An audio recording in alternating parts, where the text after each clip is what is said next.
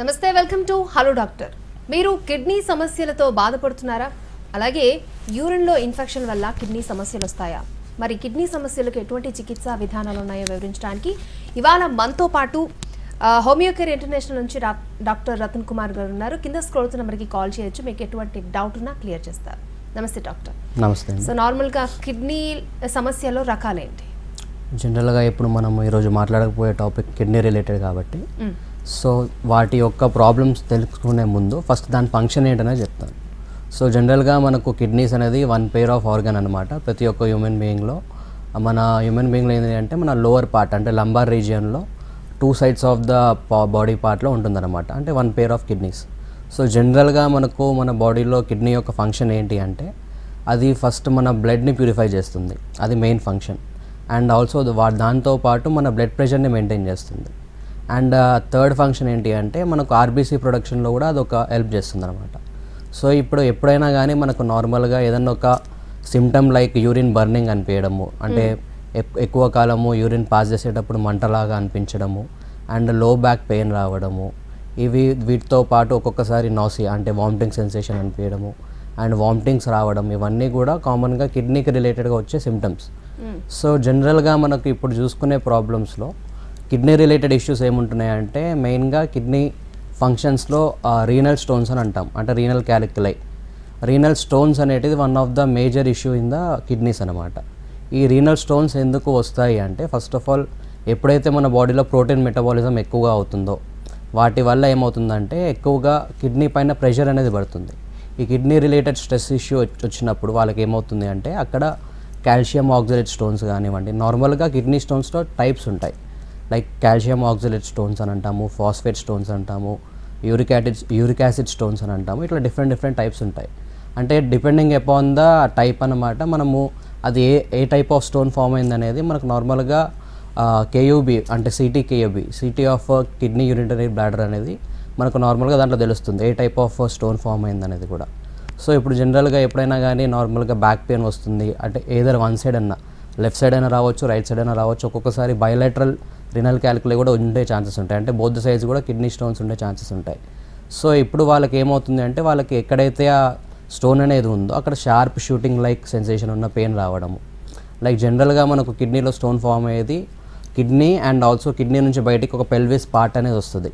ఆ పెల్విస్ దగ్గర లేదంటే కిడ్నీ యూరిటరీ జంక్షన్ దగ్గర ఫామ్ అవ్వడము, అండ్ ఆల్సో యూరేత్రా నుంచి బయటికి అబ్స్ట్రక్షన్. నార్మల్గా మనకు కిడ్నీ నుంచి యూరేటర్ నుంచి కింద యూరేత్రాకి ఫ్లో అనేది ఉంటుంది, యూరిన్ ఫ్లో. సో ఇప్పుడు నార్మల్గా ఈ ట్రాక్ట్ ఎక్కడైనా ఫామ్ కావచ్చు స్టోన్ అనేది. సో ఎక్కడ స్టోన్ ఫామ్ అయింది అనేది మనకు యూఎస్జీ అబ్డామిన్ స్కాన్ చేస్తే కానీ తెలుస్తుంది. సో క్లినికల్గా మనకు సిమ్టమ్స్ వచ్చేసి చెప్పిన విధంగా యూరిన్ బర్నింగ్ అనిపించడము, అండ్ ఆల్సో నాసియా సెన్సేషన్ అనిపించడము, అండ్ ఎప్పుడైనా కానీ నాన్ వెజ్ ఎక్కువగా తిన్నప్పుడు కొంచెం పెయిన్ ఎక్కువగా అనిపిస్తుంది. ఇది కూడా జనరల్గా రెడ్ మీట్కి రిలేటెడ్ ఉంటుందన్నమాట. ఎక్కువగా మటన్ తిన్న వాళ్ళకి, బీఫ్ ఎక్కువ కన్జ్యూమ్ చేసిన వాళ్ళకి కొంచెం స్టోన్స్ ఫామ్ అయ్యే ఛాన్సెస్ ఉంటాయి.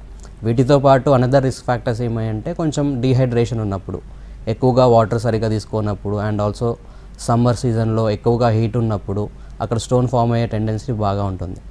సో ఎవరికైనా కానీ నార్మల్గా ఒక్కసారి స్టోన్ ఫామ్ అయింది అంటే వాళ్ళకి ఆ టెండెన్సీ అనేది ఉంటుంది. జనరల్గా మనకు దీన్ని సర్జికల్ ప్రొసీజర్ అని అంటాము. సర్జరీలో ఏం చేస్తారంటే లిథోట్రిప్సీ అనే టెక్నిక్ ఉంటుంది. ఈ లిథోట్రిప్సీ అనే ప్రొసీజర్ వల్ల ఏమవుతుంది అంటే ఆ స్టోన్ని బర్స్ట్ చేస్తారు. బర్స్ట్ చేసినంత వరకు అప్పటికప్పుడు అది వెళ్ళిపోతుంది, కానీ ఆ స్టోన్ ఫామ్ అయ్యి అంటే ఆ టెండెన్సీని మనం తీయలేము. ఎప్పుడైతే ఆ స్టోన్ ఫార్మింగ్ టెండెన్సీని మనం తీస్తామో కంప్లీట్గా క్యూర్ అనేది జరుగుతుంది అన్నమాట.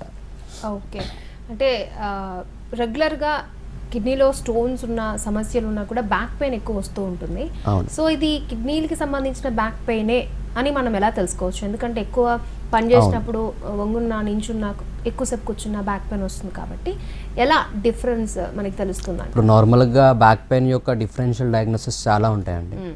నాట్ ఓన్లీ కిడ్నీ ఇష్యూస్, మనకు నార్మల్గా లంబార్ స్పాండిలోసిస్ అని అంటాము, లేదంటే మజిల్ క్రాంప్స్ అని అంటాము. ఎప్పుడైతే మన బాడీలో మెగ్నీషియం డెఫిషియన్సీ ఉన్నా కూడా ఒక్కొక్కసారి మజిల్ క్రాంప్స్ వచ్చే ఛాన్సెస్ ఉంటాయి. సో దానికి మన కిడ్నీకి రిలేటెడ్కి డిఫరెన్స్ ఏముంటాయంటే ఎప్పుడైతే మనకు లో బ్యాక్ పెయిన్తో పాటు యూరిన్ వెళ్ళేటప్పుడు బర్నింగ్ అనిపించడము, యూరిన్ వెళ్ళేటప్పుడే పెయిన్ అనిపించడము, అండ్ ఆల్సో అది బ్యాక్ నుంచి ఫ్రంట్కి రేడియేట్ అవ్వడం, అంటే వెనకాల నుంచి ముంగటికి ఇట్లా నొప్పి అనేది ఇట్లా డ్రాగింగ్ సెన్సేషన్లా అనిపించడము, ఇది కిడ్నీ రిలేటెడ్ ఇష్యూస్ ఉంటాయి. అదేవిధంగా మనకు నార్మల్గా ఎప్పుడైనా మనము స్ట్రెయిన్ అయినప్పుడు వచ్చే పెయిన్ ఏంటి అంటే ఒక 3-4 డేస్లో వెళ్ళిపోతుంది వితౌట్ ఎనీ మెడికేషన్. ఆ మజిల్ అనేది రిలీజ్ అయిపోతే, ఆ క్రాంప్ అనేది రిలీజ్ అయిపోతే మనకు 3-4 డేస్లో రిలీఫ్ అనేది ఉంటుంది. కాకుండా ఇప్పుడు 1 వీక్ దాటినా కూడా మనకు పెయిన్ అనేది సస్టైన్ అవుతుంది, యూరిన్ వెళ్ళేటప్పుడే పెయిన్ వస్తుంది అంటే మనం దాని కిడ్నీ ఇష్యూ అనేది మనం అంటే డయాగ్నోస్ చేసుకోవచ్చు అనమాట. అప్పుడు ఎప్పుడైతే మనకు ఆ పేషెంట్ కనుక ఇట్లా పెయిన్ అనేది ఇట్లా ఫ్రంట్కి రేడియేట్ అవుతుంది అని డాక్టర్ దగ్గరికి వస్తే వాళ్ళకి ఏంటి అంటే ఎగ్జామినేషన్తో పాటు ఫిజికల్ ఎగ్జామినేషన్ నార్మల్గా చేస్తాము. కాకపోతే మనకి ఇన్ డీటెయిల్గా స్టోన్ ఎక్కడ ఉందనేది తెలియాలంటే యూఎస్జీ అబ్డామెన్ స్కాన్ అనేది వాళ్ళకి అడ్వైస్ చేస్తాం. ఈ యూఎస్జీ అబ్డామెన్లో మనకు తెలిసేది ఏంటి అంటే స్టోన్ ఎక్కడ ఫామ్ అయింది అండ్ ఆల్సో దాని సైజ్ కూడా మనకి ఇంపార్టెంటే. స్టోన్ ఫామ్ అయింది అంటే మనకు డిపెండింగ్ అపాన్ ద సైజ్ మన ట్రీట్మెంట్ పార్ట్ కూడా మనము డయాగ్నోస్ చేసుకోవచ్చు అనమాట. అంటే వాళ్ళకి ట్రీట్మెంట్ ఎలా ఇద్దాము and also formation of the stone అనేది ఏ టైప్ ఆఫ్ స్టోన్ ఉందనేది కూడా మనం కరెక్ట్గా మనం డయాగ్నోస్ చేసుకుంటేనే వాళ్ళకి ట్రీట్మెంట్ పార్ట్లో మనకు హెల్ప్ అవుతుంది అనమాట. అండ్ ఆల్సో వాళ్ళ సివియారిటీ అండ్ ఆల్సో వాళ్ళకి ఏంటి అంటే అవుట్ఫ్లో బాగానే ఉందా లేదంటే యూరిన్ అబ్స్ట్రక్షన్ ఏమన్నా అవుతుందా అలాంటి ఛాన్సెస్ మనకు నార్మల్గా జిఎఫ్ఆర్ అని అంటాము, గ్లోమెరులార్ ఫిల్టరేషన్ రేట్. ఈ గ్లోమెరులార్ ఫిల్టరేషన్ రేట్ అనేది మనకు టెస్ట్ ఉంటుందన్నమాట. దీంట్లో మనకి ఏం తెలుస్తుంది అంటే మనకు జనరల్గా కిడ్నీ స్టోన్ ఉన్న పేషెంట్ ఒక్కొక్కసారి స్మాల్ స్టోన్స్ ఉంటే పర్లేదు, కొంతమందికి 7 mm స్టోన్ కంటే ఎక్కువగా ఉంటే అది మనం లార్జర్ సైజ్ కిందకి మనము డయాగ్నోస్ చేసుకోవచ్చు అనమాట. ఎప్పుడైతే ఈ 11 mm stones and also 8 mm stones ఇట్లా ఉండే వాళ్ళకి ఏమవుతుందంటే క్రానిక్గా వాళ్ళకి అవుట్ఫ్లో అనేది అబ్స్ట్రక్షన్ అవుతుంది. సో వీటి వల్ల వాళ్ళకి ఏమవుతుందంటే గ్లోమెరులార్ ఫిల్టరేషన్ రేట్లో వాళ్ళకి వాల్యూ అనేది డిఫర్ అవుతుంది. జనరల్గా మనకు ఒక కిడ్నీ డిజీజ్ వచ్చిందంటే దాన్ని అక్యూట్ కిడ్నీ డిజీజ్ ఏకేడియా సికేడియా 2 టైప్స్ ఉంటాయి, acute kidney disease and also chronic kidney disease.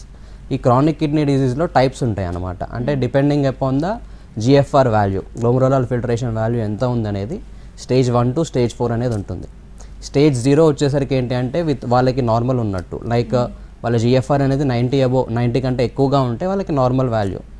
ఎప్పుడైతే మనం స్టేజ్ 1కి వస్తుందో వాళ్ళకి ఆ జిఎఫ్ఆర్ అనేది 70 to 80 అట్లా ఆ మధ్యలో ఉంటుంది ఆ రేంజ్.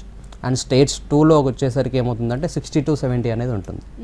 అండ్ స్టేజ్ 4లో లాస్ట్ స్టేజ్లో ఏమవుతుందంటే బిలో 30కి వెళ్ళిపోయే ఛాన్సెస్ ఉంటుంది.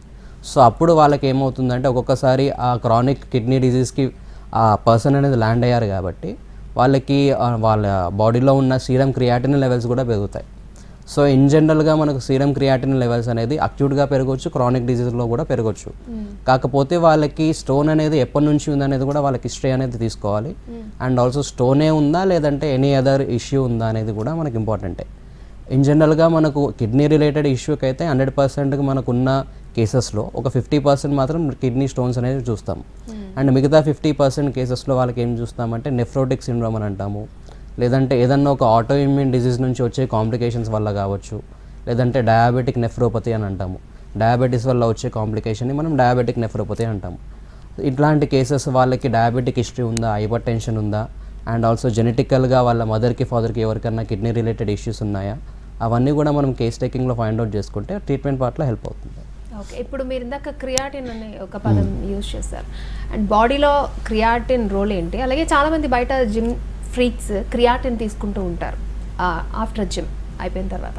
సో దాని గురించి ఒకసారి. జనరల్గా క్రియాటిన్ వేరు, క్రియాటినిన్ వేరు. క్రియాటినిన్ అనేది మన బాడీకి ఇప్పుడు చెప్పిన విధంగా కిడ్నీ రిలేటెడ్ ఇష్యూలు ఉన్న వాళ్ళకి క్రియాటిన్ లెవెల్స్ అనేది పెరుగుతాయి. క్రియాటిన్ అనేది నథింగ్ బట్ అది ఒక ప్రోటీన్, ఒక సబ్స్టెన్స్ అనమాట. ప్రోటీన్ నుంచి డెరివేటివ్ పార్ట్ ఆఫ్ ద సబ్స్టెన్స్ని మనం క్రియాటిన్ అని అంటాం. జనరల్గా వాళ్ళు కిడ్నీ లైక్ ఎక్కువగా వర్కౌట్ చేసే వాళ్ళకి, జిమ్ ఎక్కువగా చేసే వాళ్ళకి క్రియాటిన్ అనేది తీసుకుంటారు. వాళ్ళలో కూడా ఎక్కువ కాలం క్రియాటిన్ తీసుకున్నా కూడా కిడ్నీ ఎఫెక్షన్స్ వచ్చే ఛాన్సెస్ ఉంటాయి. అండ్ ఆల్సో వాళ్ళకి సైడ్ ఎఫెక్ట్స్ లైక్ ఎక్కువగా గిడ్డీనెస్ అనిపించడము, మజిల్ గెయిన్ అనేది ఉంటుంది. కానీ కంప్లీట్గా వాళ్ళకి న్యాచురల్గా ప్రోటీన్ తీసుకుంటేనే వాళ్ళకి బెనిఫిట్ అనేది ఉంటుంది. లేదా క్రియాటిన్ తీసుకోవడము అండ్ ఆల్సో ప్రోటీన్ పౌడర్స్ తీసుకోవడం వల్ల కూడా కిడ్నీ పైన నార్మల్గా కిడ్నీ ఫంక్షన్ ఏంటి అంటే యూరిన్ ఫిల్టర్ చేయడం. ఎక్కువగా మనకు యూరిన్లో లైక్ ప్రోటీన్స్ ఎక్కువగా ఉంటే నార్మల్గా 10 years పనిచేసే కిడ్నీ 5 yearsకే డ్యామేజ్ అయిపోతుంది అనమాట అట్లా. సో నార్మల్గా వీళ్ళకి ఏమవుతుంది అంటే ఇట్లా జిమ్లో చేసే వాళ్ళకి ఎక్కువగా ప్రోటీన్ తీసుకొని కన్జ్యూమ్ చేస్తున్న వాళ్ళకి తొందరగా కిడ్నీ అనేది తొందరగా డ్యామేజ్ అయిపోతుందో ఉంటుంది. సో వాళ్ళకి కొంచెం వాటర్ ఇంటేక్ కూడా బాగా పెంచుకోవడము అండ్ ఆల్సో కొంచెం ప్రోటీన్ ఫుడ్ అనేది న్యాచురల్గా తీసుకుంటే నథింగ్, ఏం ఎఫెక్ట్స్ రావు. ఎప్పుడైతే ప్రోటీన్ పౌడర్ లాగా కన్జ్యూమ్ చేసుకుంటామో వాళ్ళకి అప్పుడు ఎఫెక్షన్స్ అనేది వస్తూ ఉంటాయి. And also kidney related issue వచ్చేసరికి మనకు అనదర్ కైండ్ ఆఫ్ డిజీజ్లో పాలిసిస్టిక్ కిడ్నీ డిజీజ్ అని అంటాం. జనరల్గా మనకు ఎప్పుడైతే ఒక నీటి బుడగల్లాగా కిడ్నీలో కూడా ఇట్లా సిస్ట్ లాగా ఫామ్ అవుతాయి, దాన్ని మనం పాలిసిస్టిక్ కిడ్నీ డిజీజ్ అని ఉంటాం, పీసీకేడి అని అంటాము. సో ఇట్లాంటి డిఫరెన్సెస్ తెలియాలి అంటే మనకు యూఎస్జీ స్కాన్ అనేది దాంట్లో తెలిసిపోతుంది. అండ్ ఆల్సో లాస్ట్కి వచ్చేసరికి సిటీకేయుబి అంటే CT scan of kidney urinary bladder అనేది మనం అంటాం. సో వాళ్ళట్లో ఏదన్నా డిస్ఫంక్షన్ ఉందా అండ్ ఏదైనా ప్యాథలాజికల్ ఇష్యూస్ ఉన్నాయా అవన్నీ కూడా తెలియాలి అంటే ఈ టెస్ట్ అనేది అడ్వైజ్ చేస్తాము. అండ్ వాళ్ళకు జనరల్గా మనకు కిడ్నీ రిలేటెడ్ ఇష్యూ ఉంటే మాత్రం మనకు చెప్పిన విధంగా క్రియాటినిన్ లెవెల్స్ చూసుకోవాలి, and also serum uric acid levels చూసుకోవాలి, బ్లడ్ యూరియా నైట్రోజన్ లెవెల్స్ అని అంటాము. ఇవన్నీ మనకు ఇన్వెస్టిగేషన్లో చూసుకుంటేనే వాళ్ళకి ఆ కిడ్నీ డిసీజ్ ఉందా లేదంటే నార్మల్గా బాడీ ఫంక్షన్ అవుతుందా అనేది కూడా మనం డిఫరెన్స్ చేసుకోవచ్చు. అంటే మనకు బ్యాక్ పెయిన్ అనేది కిడ్నీ ఇష్యూ వల్ల వచ్చిందా లేదంటే రొటీన్గా స్పాండిలోసిస్ ఉన్న చేంజెస్ వల్ల వచ్చిందా లేదంటే ఓవర్ స్ట్రెయిన్ అందుకు వచ్చిన డిసీజ్ అనేది మనం తెలుసుకోవచ్చు అనమాట. ఓకే, సో ఈ బ్యాక్ పెయిన్ అనేది అంటే ఏ ఫ్యాక్టర్స్ వల్ల మనకి ఎక్కువగా బ్యాక్ పెయిన్ వస్తుంది అంటారు? ఈవెన్ కిడ్నీ కావచ్చు లేకపోతే స్పైన్ వల్ల కావచ్చు, ఏం చెప్తారు? సో జనరల్గా మనకు ఎవరికైనా కానీ బ్యాక్ పెయిన్ వచ్చింది అంటే ఫస్ట్ ఆఫ్ ఆల్ వాళ్ళకి మజిల్ క్రాంప్ ఉందా లేదంటే ఇంటర్నల్గా ఏదన్నా ఎఫెక్షన్ ఉందా అనేది తెలుసుకోవాలి. సో కొంతమందికి ఎప్పుడన్నా బ్యాక్ పెయిన్ వచ్చింది అంటే కొంతమందికి 3-4 డేస్లో తగ్గిపోతుంది. వాళ్ళకి మెడిసిన్ ఏం ఎఫెక్ట్ లేకున్నా కూడా జనరల్గా ఎక్కువగా స్ట్రెస్కి ఉన్నప్పుడు లేదంటే ఆ స్ట్రెయిన్ అయినప్పుడు కొంచెం మజిల్ పెయిన్స్ వస్తూ ఉంటాయి. కానీ స్పెసిఫిక్గా మనకు లో బ్యాక్ పెయిన్ వస్తుంది అంటే మనం డిఫరెన్షియల్ డయాగ్నోసిస్ చేసుకోవాలి. సో ఏ కండిషన్లో మనకు బ్యాక్ పెయిన్ వస్తుంది అంటే ఫస్ట్ ఆఫ్ ఆల్ ఒకటి కిడ్నీ రిలేటెడ్ ఇష్యూ చూసుకోవచ్చు, అండ్ సెకండ్ వచ్చేసి స్పాండిలోటిక్ చేంజెస్ ఏమన్నా ఉన్నాయా, లైక్ స్పైన్కి సంబంధించిన డిసీజ్ ఏమన్నా ఉన్నాయా అవన్నీ కూడా రూల్ అవుట్ చేసుకోవడం. అండ్ ఆల్సో ఎక్కువగా కాలం కొంతమంది లేబర్ వర్క్ చేసే వాళ్ళకి స్పైన్ పైన బరువు ఎక్కువగా మోస్తూ ఉంటారు. సో అందువల్ల ఆ స్ట్రెస్ వల్ల కొంచెం మజిల్స్ పెయిన్ అవ్వడము, అక్కడ ఉన్న డిస్క్ కంప్రెషన్ జరిగి ఆ డిస్క్లో నుంచి వచ్చే నర్వ్ ఏదైతే ఉందో అక్కడ మజిల్కి సప్లై చేసేదానికి ఎఫెక్షన్ ఉండే ఛాన్సెస్ అండ్ తిమ్మిళ్ళు రావడము, ఇవన్నీ స్పాండిలైటిక్ చేంజెస్లో చూసుకుంటూ ఉంటాం. సో అండ్ ఆల్సో మనకు ఇంకా వేరే రకరకాలుగా వచ్చే డిసీజులు ఏముంటాయంటే ఒక్కొక్కసారి లివర్ ఎఫెక్షన్స్ ఉన్నా కూడా లో బ్యాక్ పెయిన్ వచ్చే ఛాన్సెస్ ఉంటుంది. అండ్ ఆల్సో ఎక్కువ కాలము లైక్ సెడెంటరీ వర్క్ స్టైల్ ఉన్న వాళ్ళకి, సెడెంటరీ జాబ్ చేసే వాళ్ళకి కూర్చున్నప్పుడు అక్కడ డిస్క్ పైన ప్రెషర్ పడినందుకు వచ్చే బ్యాక్ పెయిన్ కూడా డిఫర్ చేసుకుంటూ ఉండాలి. సో ఇప్పుడు చెప్పిన విధంగా మనకు మెయిన్గా డిఫరెన్స్ తెలియాలి అంటే వాళ్ళు క్లినికల్ సిమ్టమ్స్ చెప్తూ ఉంటారు కాబట్టి సో వాళ్ళకి ఓన్లీ బ్యాక్ పెయిన్ ఉందా, బ్యాక్ పెయిన్తో పాటు ఏమైనా యూరినరీ ఎఫెక్షన్స్ అంటే రిపీటెడ్గా యూటీఐస్ యూరినరీ ట్రాక్ట్ ఇన్ఫెక్షన్స్ అవుతూ ఉండడము, ఇవన్నీ కంప్లైంట్స్ చేస్తూ ఉంటారు. అండ్ ఆల్సో ఒక్కొక్కసారి కొంచెం వామిటింగ్ సెన్సేషన్ అవుతుంది అని అనిపించడము, ఇవన్నీ కంప్లైంట్స్ చేస్తే మనం ఖచ్చితంగా అది కిడ్నీ రిలేటెడ్ ఇష్యూ అనేది మనం రూల్ అవుట్ చేసుకోవచ్చు అనమాట. ఓకే, ఇప్పుడు చాలామంది మీరు చెప్పారు 1 mm నుంచి 11 mm వరకు కూడా కిడ్నీలో స్టోన్స్ ఉంటాయని చెప్పి. సో కిడ్నీలో స్టోన్స్ ఫామ్ అవ్వడం అనేది మనకు తెలీదు, కాకపోతే అక్కడ వరకు వెళ్ళామంటే మన కిడ్నీలు డేంజర్లో ఉన్నాయంటే లెక్క. సో అంతకుముందు అంటే కిడ్నీలో స్టోన్స్ ఫామ్ అవుతున్నప్పుడు మనకి ఏమన్నా సిమ్టమ్స్ ఉంటాయంటే నార్మల్గా ఒక మైనస్ నుంచి ఇట్లా స్టార్ట్ అవుతూ ఉంటుంది కదా ఆ సైజ్ పెరగడం అనేది కూడా, అప్పుడు మనం ఎలా గుర్తించవచ్చు అంటారు? సో జనరల్గా మనకు కిడ్నీలో స్టోన్ ఫామ్ అవుతుంటే అది డిపెండింగ్ అపాన్ ద సైజ్ అనేది మనకు చాలా ఇంపార్టెంట్. అది నార్మల్గా 5 mm కంటే బిలో ఉంటే కొంతమందికి పేషెంట్స్లో ఎట్లాంటి సిమ్టమ్స్ కూడా ఉండవు. ఎప్పుడైతే దాని సైజ్ ఒక 5 mm కంటే ఎక్కువగా 7 mm కంటే ఎక్కువగా ఉన్నప్పుడే వాళ్ళకి ఏమవుతుంది అంటే కిడ్నీలో నార్మల్గా స్టోన్ ఫామ్ అయిందంటే ఆ స్టోన్కి షార్ప్ ఎడ్జెస్ ఉంటాయి. ఒక్కొక్కసారి ఈ షార్ప్ ఎడ్జెస్ ఉండడం వల్ల ఏమవుతుంది అంటే అక్కడ ఏదైతే ఆ స్టోన్ కిందకి ఇట్లా ఇప్పుడు చెప్పిన విధంగా కిడ్నీ, పెల్విస్ అండ్ యూరేటర్ నుంచి బయటికే వెళ్ళిపోవాలి యూరిన్ నార్మల్గా. ఎప్పుడైతే ఆ స్టోన్ అనేది అక్కడ ఆ పైప్ అంటే యూరేటర్ పైప్ అనేది దగ్గర అబ్స్ట్రక్ట్ అయిందో ఆ షార్ప్ ఎడ్జెస్ అనేది ఆ యూరేటర్కి రప్చర్ చేస్తూ ఉంటుంది. ఆ రప్చర్ చేసినప్పుడే మనకు పెయిన్ రావడము అండ్ ఆల్సో యూరిన్ పాస్ చేసేటప్పుడు బ్లడ్ కనిపించడము, ఇవన్నీ అంటే రెడ్ కలర్గా యూరిన్ అనేది పాస్ చేస్తూ ఉంటారు. సో వాళ్ళు కొంచెం యాంగ్జైటీ ఫీల్ అయ్యి ఏంటి బ్లడ్ వస్తుందని అనుకుంటూ ఉంటారు. కాకపోతే వాళ్ళకి ఇష్యూ ఉండేది మాత్రం ఇది స్టోన్స్ ఉంటేనే వస్తుంది. సో ఇట్లా వాళ్ళకి ఏంటి అంటే సిమ్టమాటిక్గా, కొంతమందికి ఏసిమ్టమాటిక్గా కూడా స్టోన్స్ ఉంటాయి. నార్మల్గా కిడ్నీ రిలేటెడ్ ఇష్యూ కాకుండా వేరే దానికి ఎప్పుడన్నా అబ్డామిన్ స్కాన్ చేసుకున్నప్పుడే బయటపడుతూ ఉంటుంది. జనరల్గా 3 mm బిలో 5 mm అనేది ఎవరికైనా కామన్గా ఉంటాయి. ఒక్కొక్కసారి depending upon the situation, depending upon the వాళ్ళ ఫుడ్ ఇంటేక్ బట్టి కూడా అప్పటికప్పుడు స్టోన్ ఫామ్ అవ్వడము అండ్ ఆల్సో రొటీన్గా యూరిన్ పాస్ చేసేటప్పుడు పాస్ అవుట్ అయిపోవడం స్టోన్ అనేది కామన్గా జరుగుతూ ఉంటుంది. అంటే అందరిలో స్టోన్స్ అనేవి కామన్గా ఉండొచ్చు. ఎప్పుడైతే కొంతమంది ఎప్పుడు యూఎస్జీ స్కాన్ అడ్వైజ్ చేస్తారో, not only kidney related issues, కొంతమందికి ఫీమేల్స్లో చూసుకుంటే ఏదన్నా ఓవరియన్ పిసిఓడి చేంజెస్ ఉన్నాయా, అబ్డామినల్లో ఉన్న రీజియన్లో ఏ ఆర్గన్స్ అని ఎఫెక్ట్ అయితే మనం యూఎస్జీ అబ్డామిన్ స్కాన్ అడ్వైజ్ చేస్తాం కదా, అప్పుడు మనం బయటపడే ఛాన్సెస్ ఎక్కువగా ఉంటాయి. సో వాళ్ళకి ఎక్కువగా ప్యానిక్ అటాక్ కాకుండా సో వాళ్ళకి కొంచెం వాటర్ ఇంటేక్ బాగా తీసుకోవడము అండ్ ఆల్సో ఫుడ్లో కూడా కొంచెం ఎక్కువగా స్పైసీ ఫుడ్ అనేది కూడా మన కిడ్నీ స్టోన్స్ ఫార్మేషన్కి కొంచెం బాగా ఇంపార్టెంట్గా డిజీజ్ అనేది కాజ్ చేస్తూ ఉంటుంది. కాబట్టి కొంచెం స్పైసీ ఫుడ్ని అవాయిడ్ చేయడము అండ్ ఆల్సో కొంచెం ఫిజికల్ యాక్టివిటీని పెంచుకోవడము, సెడెంటరీ యాక్టివిటీని కొంచెం అవాయిడ్ చేసుకుంటూ మన బాడీకి ఏదన్నా ఒకటి ఫిజికల్ యాక్టివిటీ ఉంటేనే ఆ స్టోన్ ఫార్మేషన్ టెండెన్సీని మనం ఆపుకోవచ్చు. సో ఇన్ జనరల్గా మనకు హోమియోపతిలో ట్రీట్మెంట్ ఎలా ఉంటుందంటే, not only kidney related issues, ఎట్లాంటి డిజీజ్ అయినా కూడా హోమియోపతిలో మీకు కాన్స్టిట్యూషనల్ మెడిసిన్ అనేది ఇస్తాము. ఈ కాన్స్టిట్యూషనల్ మెడిసిన్ అంటే ఏంటి అంటే, జనరల్గా మనకు ఇప్పుడు ఒక కిడ్నీ రిలేటెడ్ ఇష్యూ 2 పేషెంట్స్కి ఉన్నప్పటికీ కూడా, అంటే సేమ్ రీనల్ క్యాలిక్యులా 2 పేషెంట్స్కి ఉన్నా కూడా వాళ్ళకి సేమ్ మెడిసిన్ అనేది ఉండదు. సో వాళ్ళకి ఏంటి అంటే మెడిసిన్ ఎందుకు డిఫర్ అవుతుంది అంటే, వాళ్ళకి స్టోన్ ఏదైతే ఫామ్ అయిందో అది డిఫరెంట్ టైప్ ఉండొచ్చు, ఇద్దరికి సేమ్ టైప్ ఆఫ్ స్టోన్ ఉండకూడదు అండ్ ఆల్సో సేమ్ కాజేషన్ అనేది ఉండదు. కొంతమంది ఒబేసిటీ ఉంటారు, కొంతమంది లీన్గా ఉన్నా కూడా స్టోన్ ఫామ్ అవుతూ ఉంటాయి. లైక్ ఎక్కువగా సాఫ్ట్ ఫుడ్ తీసుకున్నా కూడా స్టోన్ ఫార్మేషన్ అయ్యే ఛాన్సెస్ ఉంటాయి. వాళ్ళకి ఏంటి అంటే స్ట్రెస్ రిలేటెడ్ కూడా ఉంటుంది. ఈ స్టోన్ ఫార్మేషన్ కానివ్వండి, లేదంటే కిడ్నీ ఎఫెక్షన్స్ ఏమున్నా కూడా స్ట్రెస్ అనేది మానసిక ఒత్తిడి వల్ల కూడా వచ్చే ఛాన్సెస్ బాగా ఉంటాయి. కాబట్టి సో వాళ్ళలో కొంచెం ఆ స్ట్రెస్ లెవెల్స్ని మేనేజ్ చేసుకోవడము అండ్ ఆల్సో కొంచెం ఫుడ్లో డైట్లో రెస్ట్రిక్షన్స్ ఏమన్నా కొంచెం ఎక్కువగా మీట్ తీసుకున్న వాళ్ళకి అది కొంచెం అవాయిడ్ చేయడం అని చెప్పడము, ఇవన్నీ కూడా వాళ్ళకి అడ్వైస్ చేస్తే నాట్ ఓన్లీ వాళ్ళకి ఇప్పుడున్న డిజీజ్ కండిషన్నే మనము క్యూర్ చేయడం కాకుండా కూడా వాళ్ళకి కంటిన్యూగా వాళ్ళకి మళ్ళీ వాళ్ళ లైఫ్లో కూడా రాకుండా ఉండడానికి రికరెన్స్ టెండెన్సీని ఆపే ఛాన్సెస్ చాలా ఉంటాయి. ఎప్పుడైతే ఈ కాన్స్టిట్యూషనల్ మెడిసిన్లో వాళ్ళకి correct dose and correct medicine అనేది ఇవ్వడం వల్ల ఏమవుతుంది అంటే వాళ్ళ లైఫ్లో కూడా మళ్ళీ రాకుండా ఉండే ఛాన్సెస్ ఉంటాయి. కాబట్టి మనం దాన్ని కాన్స్టిట్యూషనల్ మెడిసిన్, హోమియోకేర్ ఇంటర్నేషనల్లో జెనెటిక్ కాన్స్టిట్యూషనల్ సిమిలిమమ్ అని అంటాము.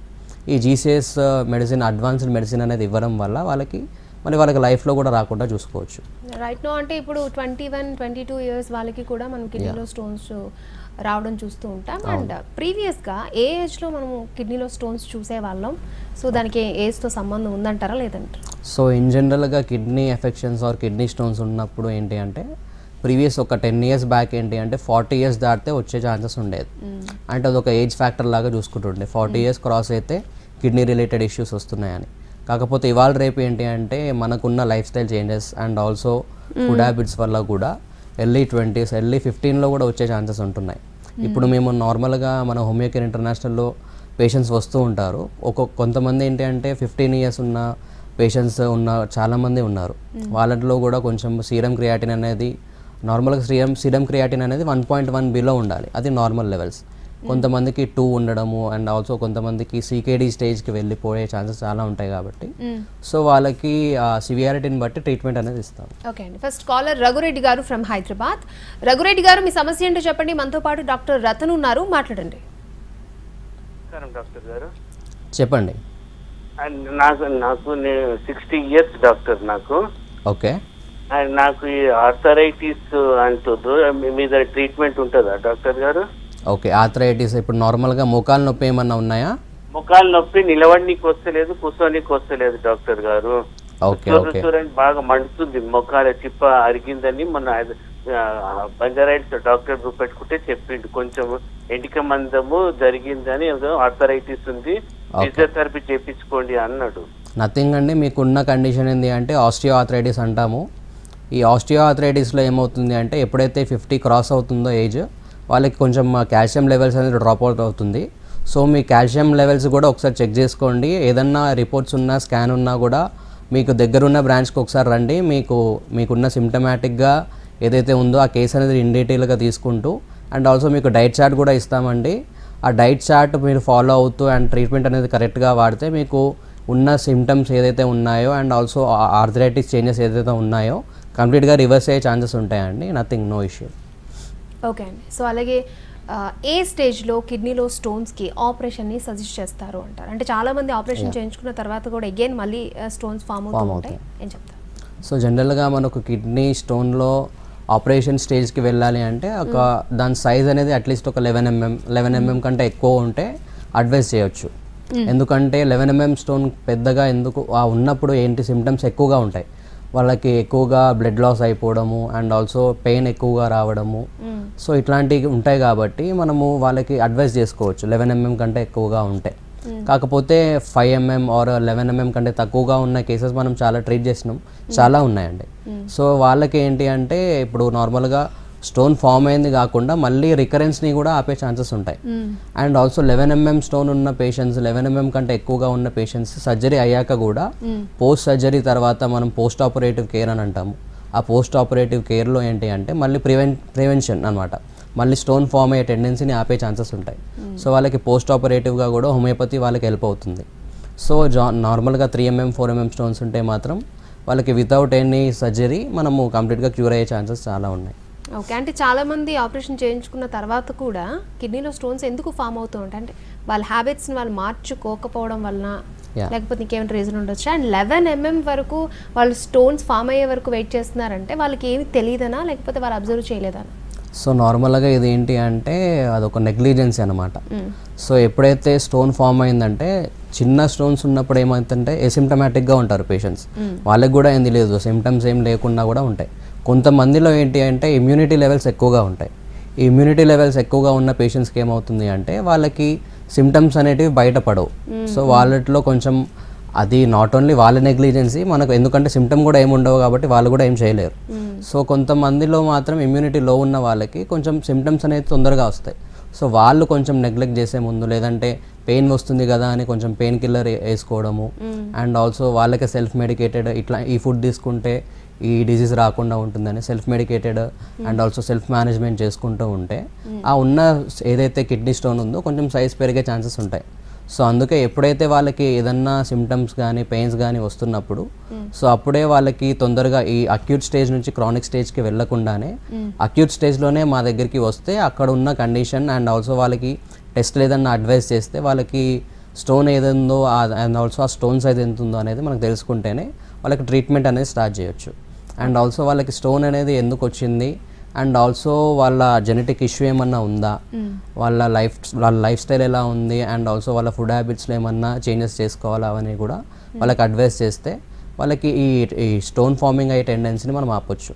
జనరల్గా మనకు రీనల్ స్టోన్ అంటే రీనల్ క్యాలిక్యులైలో ఏమవుతుంది అంటే ఇది one of the genetic factor అనమాట.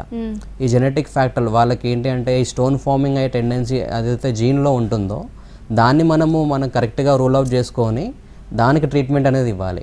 స్టోన్ అయి ఫామ్ అయింది కదా, ఎందుకు ఫామ్ అయింది అనేది నార్మల్గా అది కాకుండా కూడా జెనెటిక్ లెవెల్లో ఏమైనా చేంజెస్ ఉన్నాయని కూడా ఫైండ్ అవుట్ చేసుకోవాలి. లైక్ వాళ్ళ ఫ్యామిలీలో ఏమైనా టెండెన్సీ ఉందా, వాళ్ళ మదర్కి కానీ ఫాదర్కి కానీ అట్లా వాళ్ళకి వాళ్ళ ఫ్యామిలీలో రన్ అవుతుందా అని కూడా మనము కంప్లీట్గా వాళ్ళ కేస్ టేకింగ్లో ఇన్ డీటెయిల్గా చెప్తారు కాబట్టి అది మనం రూల్ అవుట్ చేసుకొని అండ్ ఆల్సో స్టోన్ ఫార్మింగ్ టెండెన్సీని ఆపితేనే మళ్ళీ వాళ్ళ లైఫ్లో రాకుండా ఉండే ఛాన్సెస్ ఉంటాయి.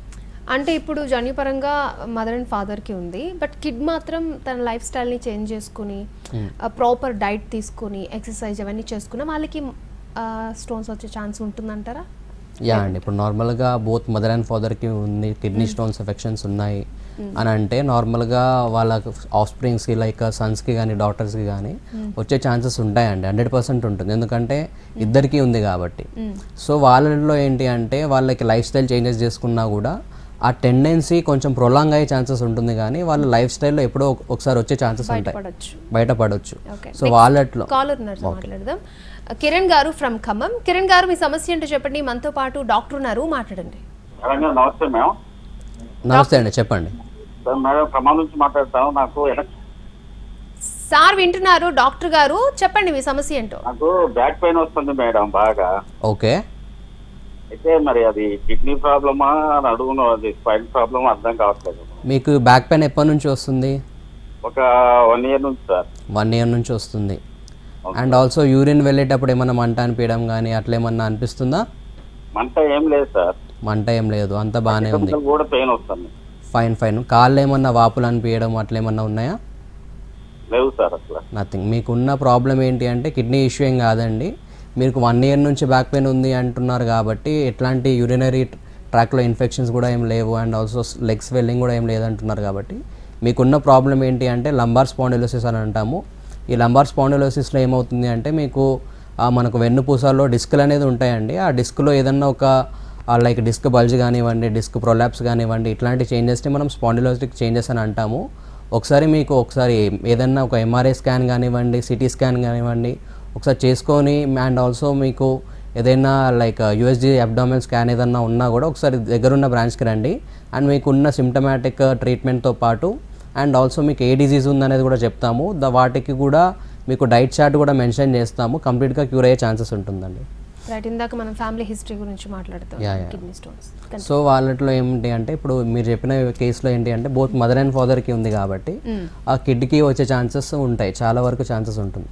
సో వాళ్ళకి ఆ డైట్ చేంజెస్ చేసుకోవడమే కాకుండా వాళ్ళకి లైఫ్ స్టైల్ చేంజ్ చేసుకుంటే ఉన్న డిజీజ్ అనేది ప్రొలాంగ్ అవుతుంది. అంటే వాళ్ళ టైం గ్యాప్ అనేది పెంచగలుగుతాం కానీ ఆ టెండెన్సీని మనం ఆపలేం. సో వాళ్ళలో కూడా ఇవాళ రేపు మా దగ్గరికి ఇట్లాంటి ప్రివెంటివ్ మెజర్స్ కోసం కూడా కేసెస్ వస్తున్నాయండి. సో వాళ్ళకి బోత్ మదర్ అండ్ ఫాదర్కి ఉంటే అంటే పేషెంట్స్కి వాళ్ళ ఆఫ్స్ప్రింగ్కి రాకుండా మాకు మెడిసిన్ కావాలనే కేసెస్ కూడా వస్తున్నాయి. సో వాళ్ళకి కూడా ట్రీట్మెంట్ ఉంటుంది. నాట్ ఓన్లీ ఇప్పుడు హోమియోపతి వల్ల ఏంటి అంటే అది ఇప్పుడున్న ప్రజెంట్ డిజీజ్కే కాకుండా ప్రివెంటివ్ మెజర్స్కి కూడా మనం వాడుకోవచ్చు. లైక్ వాళ్ళ లైఫ్లో రాకుండా ఉండడానికి జాగ్రత్తలు ప్రివెంటివ్ మెజర్స్కి కూడా మనం వాడుకోవచ్చు అనమాట. ఓకే, ఇప్పుడు నార్మల్గా యాంటీబయాటిక్స్ చాలామంది వేసుకుంటూ ఉంటారు. సో అంటే బాడీలో ఏ ప్రాబ్లం వచ్చినా యాంటీబయాటిక్స్ కొంచెం డాక్టర్ సజెస్ట్ చేస్తారు, ఓన్గా కూడా చాలామంది యూజ్ చేస్తూ ఉంటారు. సో వీటి వల్ల కిడ్నీలో స్టోన్స్ ఫామ్ అయ్యే ఛాన్స్ ఎంతవరకు ఉంటుంది? ఇప్పుడు నార్మల్గా antibiotics and also pain killers ఈ రెండు కూడా కిడ్నీ పైన ఎఫెక్షన్స్ చాలా ఉంటాయి. సో ఎక్కువగా కాలంలో వాళ్ళ క్రానిక్గా ఈ యాంటీబయాటిక్స్ వేసుకోవడం కానీ లేదంటే high doses of antibiotics and high doses of pain killers వల్ల ఏమవుతుంది అంటే మనకు నార్మల్గా ఫస్ట్ చెప్పిన విధంగా కిడ్నీ ఫంక్షన్స్ ఏంటి అంటే ఆ blood purification and also blood ప్రెషర్ని మెయింటైన్ చేయడము, హెమోగ్లోబిన్ ప్రొడక్షన్ అనమాట. సో ఎక్కువ కాలం పెయిన్ కిల్లర్స్ వాడినా కానీ యాంటీబయాటిక్స్ వాడినా కూడా ఈ త్రీ ఫంక్షన్స్ని అది డ్యామేజ్ చేస్తుంది అనమాట. సో ఇట్లా డ్యామేజ్ చేయడం వల్ల ఏమవుతుంది అంటే సీరం క్రియాటిన్ అనేది పెరుగుతుంది. వీటి వల్ల కూడా వాళ్ళకి వస్తున్నాయి కాబట్టి సో ఎట్లాంటి డిజీజ్ ఉన్నా కూడా వాళ్ళు కంప్లీట్గా ఇనీషియల్గానే వాళ్ళకి సిమ్టమాటిక్ రిలీఫ్ కావాలి అంటే మా దగ్గరికి వస్తే వాళ్ళకి అక్యూట్ స్టేజ్ నుంచి క్రానిక్కి వెళ్లకుండా తీసుకోవచ్చు అనమాట. Right, thank you doctor Ratan garu, చాలా విషయాలు చెప్పారు. Thank you. యూ. రైట్, చూసారు కదా, ఇది ఇవాల్టి మన హలో డాక్టర్. నమస్తే.